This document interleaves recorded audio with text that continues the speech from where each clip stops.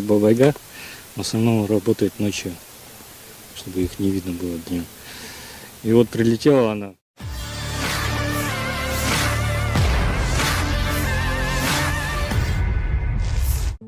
Prajurit dari kelompok pasukan Vostok menandai hari libur profesional mereka, Hari Intelijen Militer di daerah Ugledar arah Donetsk Selatan.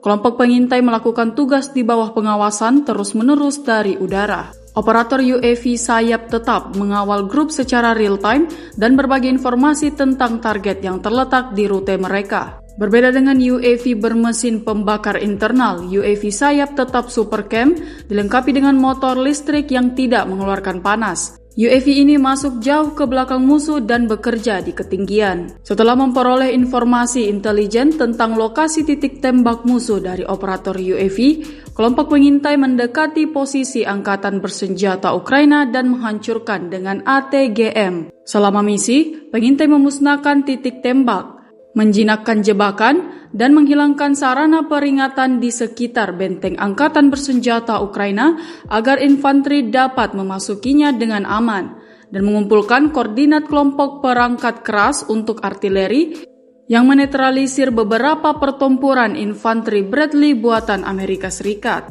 Video yang diunggah Kementerian Pertahanan Rusia di Telegram pada Rabu 6 November 2024 ini menuai beragam komentar dari warganet.